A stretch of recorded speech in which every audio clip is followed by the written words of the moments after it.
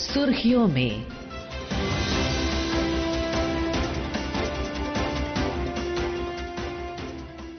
ये आकाशवाणी है। प्रस्तुत है कार्यक्रम सुर्खियों में। इसके अंतर्गत सुनिए जलवायु परिवर्तन और सतत विकास के संबंध में ब्रिक्स पर्यावरण कार्य समूह की बैठक पर चर्चा। इसमें भाग ले रहे हैं पर्यावरणविद मुकुल सानवाल और आकाशवाणी संवाददाता निखिल कुमार। मुकुल जी, कार्यक्रम में आपका बहुत बहुत स्वागत है। Thank you. मुकुल जी, पिछले 2 दशकों में ब्रिक्स एक आर्थिक संवाद मंच से कहीं आगे बढ़कर वैश्विक चुनौतियों पर सहयोग के एक महत्वपूर्ण मंच के रूप में उभर कर सामने आया है। और आज जब हम बात कर रहे हैं तो पर्यावरण और जलवायु परिवर्तन के क्षेत्र में ब्रिक्स की भूमिका में बदलाव हम देख रहे हैं। तो आने वाले वर्षों में आपको क्या लगता है, जिस तरह के प्रोग्राम्स आयोजित किए जा रहे हैं, कैसी संभावनाएं बनती हैं? देखिए, जब ब्रिक्स की शुरुआत हुई थी तो रूस ने चाइना और भारत से ये कहा था कि हम लोगों को एक संगठन बनाना चाहिए, क्योंकि जो डॉलर है या जो जिस तरह से फॉरेन एक्सचेंज का आदान प्रदान होता है उस पर अमेरिका का बहुत बड़ा कंट्रोल है और वो हमारे ऊपर सैंक्शन डालते हैं। रशिया के ऊपर सैंक्शन पड़ रहे थे और उनके ऊपर नहीं पड़ रहे थे,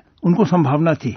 तो वहां से आर्थिक दृष्टिकोण को लेकर जब ये जो चीज एक छोटा सा ग्रुप 3 देशों का बना, उसमें फिर ये थिंकिंग हुई कि अन्य विकासशील जो देशों को भी जोड़ा जाए। तो उसमें ब्राजील आ गया, साउथ अफ्रीका आ गया और उसकी वजह से इसका आकार सिर्फ एशिया यूरोप तक नहीं सीमित रहने के बजाय एक वैश्विक इसका आकार बन गया। तो उसका बहुत बड़ा परिवर्तन हुआ। अब 11 देश इसमें सम्मिलित हो गए हैं, जो विकसित होते हुए देश हैं, जिनकी आर्थिक स्थिति ऐसी है कि सबको मिलाकर विश्व का आर्थिक संपत्ति है उसमें आधे से ज्यादा अब ब्रिक्स में आ गई है। तो एक इनके ऊपर एक भार भी है कि अन्य देशों को एक दिशा दें, खासतौर से जो विकासशील देश हैं, और अब हम दूसरे देशों के साथ बराबरी का मुकाबला कर सकते हैं। तो अब उस बराबरी के मुकाबले को करने के लिए जो सबसे बड़ी कमी थी वो ये थी कि एक विजन या एक थिंकिंग होनी चाहिए, विचार होना चाहिए कि हमारी प्राथमिकता क्या है। अभी तक तो ये था कि ये ठीक नहीं है। अब पहली बार भारत ने एक दिशा ये दी है कि हमको किस बात पर जोर देना चाहिए,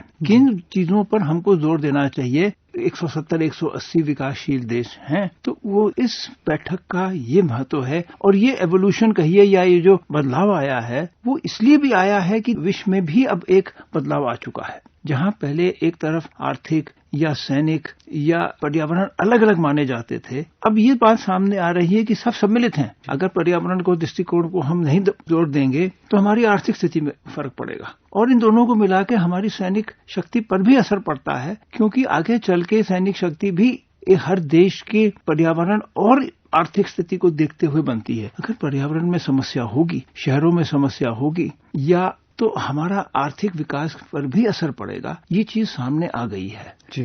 पहले ये कहा जाता था, या जो वेस्टर्न वैज्ञानिक हैं वो ये कहते थे कि हिमालय की नदियों में पानी कम होगा क्योंकि क्लाइमेट चेंज की वजह से बर्फ कम गिर रही है। अब ये सामने आंकड़ा आ रहा है कि हिमालय की नदियों में पानी उतना कम नहीं हुआ है जितना बताया जा रहा था, पर यूरोप की नदियां सूखती जा रही हैं। ये चीज आज विश्व के सामने, यूरोप के सामने आ गई है कि उनकी नदियां सूखती जा रही है, पर हमारे यहाँ वो समस्या नहीं है। तो इसलिए भारत ने अगर एक दिशा देता है कि अब हमको इन चीजों पर ध्यान देना है कि हमारे यहाँ पानी क्यों कम हो रहा है, या जंगल ठीक से लगें, या हम वेस्ट कम करें, तो लोग सुनने को तैयार हैं। जी मुकुल जी, भारत की हम बात करते हैं तो ब्रिक्स 2026 की अध्यक्षता में पर्यावरण और सतत विकास के ऊपर विशेष तौर पे महत्व दिया जा रहा है। तो इसमें मानवता प्रथम और जन केंद्रित दृष्टिकोण से आगे बढ़ाने की बात कही जा रही है, जिस पर हम अभी से नहीं सदियों से जोर देते आए हैं। देखिए, प्रधानमंत्री बहुत पहले ये बात कही थी संयुक्त राष्ट्र संघ में कि हमको ये नहीं देखना है कि हम किस तरह से उत्पादन कर रहे हैं, जो वेस्टर्न नेशंस जिस पर जोर दे रहे थे। हमको ये देखना है कि हम किस तरह से उसका उपयोग कर रहे हैं। ये बहुत फर्क है कि प्रोडक्शन से कंजम्पशन की तरफ जाना है। हमको देखना है कि जैसे जैसे लोग शहरों में आ रहे हैं, शहरों का विकास हो रहा है, तो उसमें जो वेस्ट है या जो चीज हम बर्बाद करके फेंक देते हैं उसमें कमी आनी चाहिए। ये आंकड़े सामने आए हैं कि वेस्ट में आधे से ज्यादा खाना फेंका जाता है जी। ये नहीं कि खराब हो जाता है क्योंकि सड़ जाता है, क्योंकि तापमान ऊंचा है जैसे हमारे यहाँ होता है। कुछ खाना जो मंडियों में नहीं उपयोग में आता है, पर ये चीज वहां नहीं है। वहां पे जो दुकानों से लोग खरीद के लाते हैं आधे से ज्यादा वो फेंक देते हैं। वो उनकी इकोनॉमी भी इसी तरह से चलती है। तो प्रधानमंत्री ने ये बात संयुक्त राष्ट्र संघ में कही थी कि देखो, हमको ये देखना है कि हम किस तरह से अपना विकास कर रहे हैं, व्यक्तिगत विकास, और इसके लिए हमको मैन्युफैक्चरिंग या प्रोडक्शन पर जोर नहीं देना है, पर अपनी लाइफस्टाइल, जो हम एक व्यक्ति के रूप में क्या कर रहे हैं, इसी से फिर आगे चलता है कि जो भी हम कर रहे हैं उसमें हमको ये देखना है कि व्यक्ति विशेष के ऊपर इसका असर क्या पड़ेगा। और अगर हमको कहा जा रहा है कि आप अपना विकास इस तरह से करिए ताकि क्लाइमेट चेंज पर असर कम पड़े, तो सबसे पहले ये देखना पड़ेगा कि उसका असर हमारे जनजीवन में, हमारे गरीब व्यक्ति के ऊपर क्या असर पड़ रहा है। तो प्रधानमंत्री ने इस बात का भी कहा था, 2018 में सबसे पहले कहा था संयुक्त राष्ट्र में, कि क्लाइमेट जस्टिस होनी चाहिए, कि जो भी हम कर रहे हैं उसमें हमको देखना है कि हम बर्बादी न करें, और हम जो कंट्रीब्यूशन करेंगे वो इसलिए नहीं करेंगे कि हम अपना विकास रोकें, हम एक दिशा दे रहे हैं कि विकास की दिशा क्या होनी चाहिए। और भारत तो इस स्तर पर है कि जैसे चाइना का विकास अब विश्व में विकसित देशों के बराबर पहुंच रहा है, और वो एनर्जी या जो फॉसिल फ्यूल है या तेल या कोयला जो है उसका बहुत कम प्रयोग करते हैं उनकी तुलना में। पर भारत के जो कार्बन इमिशन हो रहे हैं वो वर्ल्ड की एवरेज से भी कम है।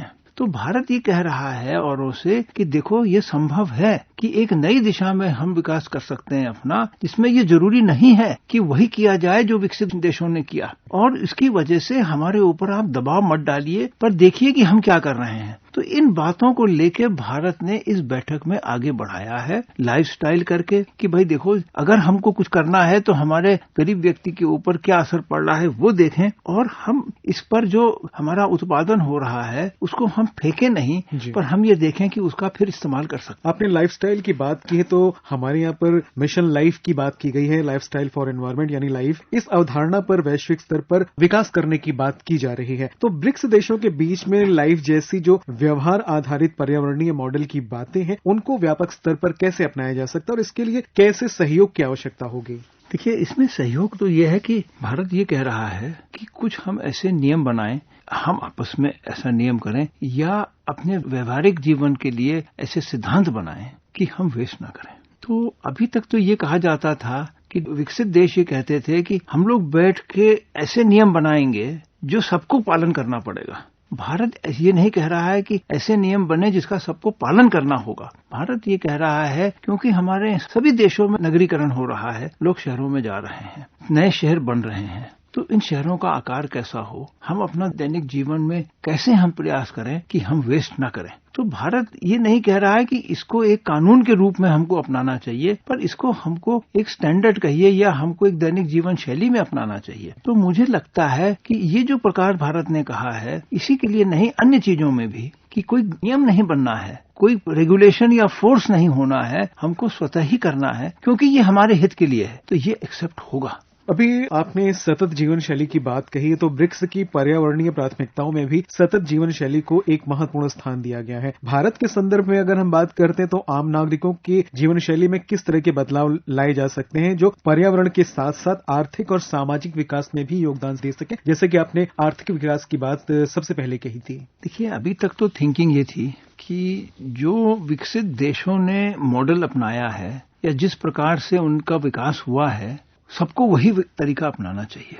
चाइना का विकास हमारे से पहले हुआ है जी। उनने एक दिशा दिखाई कि ये जरूरी नहीं है कि उसी तरह से शहर बने, उसी तरह से हम लोग एनर्जी उत्पादन करें, कहते हैं सोलर और विंड की तरफ जाइए। तो भारत का एक योगदान इस तरफ नहीं हो रहा है कि हमारा उत्पादन में हम क्या परिवर्तन करें, जो चाइना ने किया है। भारत ये कह रहा है कि जो हमने नगरीकरण कर रहे हैं, जो हमारे दैनिक जीवन है, उसमें हमको विकास परिवर्तन करने की जरूरत है। तो इसके लिए भारत ने आगे कुछ विचार रखे हैं इस बैठक में कि अगर हमको क्लाइमेट चेंज का उदाहरण ले लीजिए, उससे बचाव करना है। मैंने कहा कि हमारे यहाँ नदियों में उतना कमी नहीं आ रही है जितना यूरोप में आ रही है, तो हमको ये चीजें नहीं देखनी है जो उनकी प्राथमिकताएं हैं कि बर्फ कम गिरेगा, बारिश कम होगी, नदियों का पानी कम होगा। हमको ये देखना है, पेड़ लगाओ। हमको ये देखना है कि सिर्फ पेड़ लगाना पर्याप्त नहीं है, पर हमको जो जो रेगिस्तान फैलता जा रहा है, जो उपजाऊ जमीन बेकार हो रही है, उसको हम कैसे ठीक करें। तो हम पेड़ से अपना दृष्टिकोण हटाकर जमीन की तरफ ले जाएं,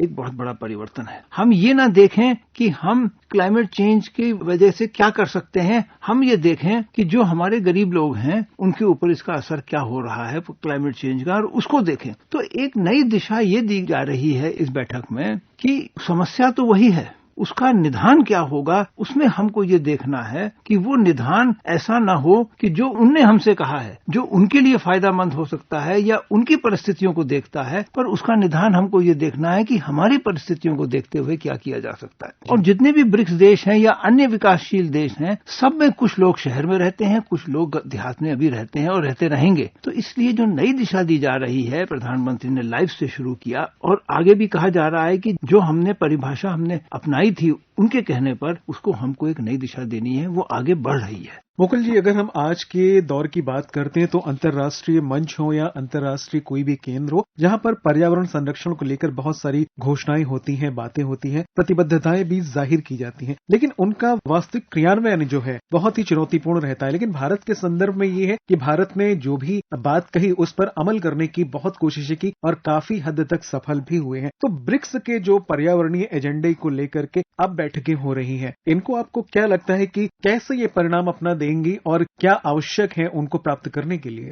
देखिए, भारत का सबसे बड़ा उदाहरण मैंने कहा, अपना मिसाल दिया है कि जो ग्लोबल एमिशन का एवरेज लेवल है उससे भारत कहीं कम है और विकास हो रहा है भारत में। तो उसी धारा को लेकर इस ब्रिक्स समिट में जो सूचना मिल रही है कि जो अधिकारी स्तर पर बैठक हुई है या हो रही है, उसमें ये बात आई है कि हम इसको आगे कैसे बढ़ाएं। सिर्फ घोषणा तक न रखें, पर हमको इम्प्लीमेंटेशन करना है, ऑपरेशनलाइज करना है, इसको हमको लागू करना है जी। तो वहाँ ये बात आ रही है कि मिसाल से जो बात आई कि साहब ये जो जंगल में आग लगती है, तो ये बात आ रही है कि उसमें टेक्निकल नॉलेज का एक डेटाबेस बनाया जाए, उसको हम शेयर करें। इसी तरह से सर्कुलर इकोनॉमी की बात की कि हम वेस्ट ना करें, तो ये आया कि उसके कुछ नियम बनने चाहिए, कानून नहीं बनने चाहिए पर कुछ नियम बनने चाहिए। और ये बात आई कि जो हमारी ट्रेडिशनल नॉलेज है, जो हमारे गांव में हर देश की सभ्यता में जो जिस तरह से ये रहते थे लोग, उसको भी हम एक आंकड़े में लाएं। तो एक तरफ से तो ये है कि नई दिशा है, दूसरी तरफ से ये है कि टेक्निकल लेवल पर,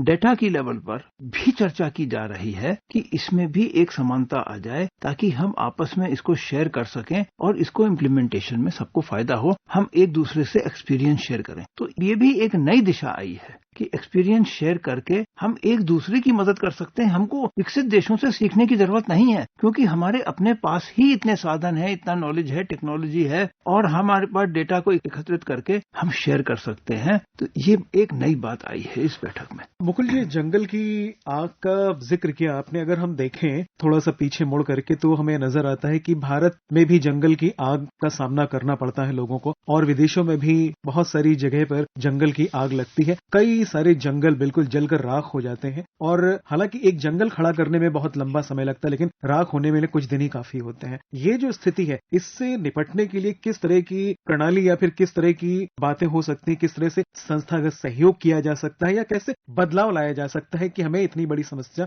का सामना भी ना करना पड़े, और अगर करना भी पड़े तो उसके लिए जो उपाय किए जा सकते हैं वो जल्दी से जल्दी हों? देखिए, जंगल में आग तो हर जगह लगती है। ये देखा गया है कि यूरोप और नॉर्थ अमेरिका में तापमान की वजह से जंगल में भीषण आग लगी है। भारत में विशेषता ये है कि भारत अकेला देश है विश्व में जिसमें forest service all India service है जी। किसी भी देश में फॉरेस्ट सर्विस को ऑल इंडिया सर्विस नहीं माना गया है। तो ऑल इंडिया सर्विस होने के नाते जो हमारे फॉरेस्ट के अधिकारी हैं, उनकी क्षमता, उनकी सोच अन्य देशों से फर्क है। तो इसलिए इस बैठक में जो बात आ रही है कि अर्ली वार्निंग पर जोर दिया जाए जी, कि हम क्या प्रयास करें, क्या टेक्नोलॉजी का उपयोग करें, कुछ पहले से आइडिया हो जाए कि यहाँ आग आएगी, इस तरह से हवा के प्रकोप से बढ़ेगी, इसके लिए क्या करना चाहिए। इस पर भारत में अच्छा काम हुआ है सैटेलाइट के जरिए। तो इसलिए मेरे ख्याल से भारत ने बहुत सोच के इस बात को रखा है, क्योंकि भारत में ये क्षमता है। भारत और देशों को इसमें बता सकता है कि क्या करना चाहिए अपने अनुभव के साथ।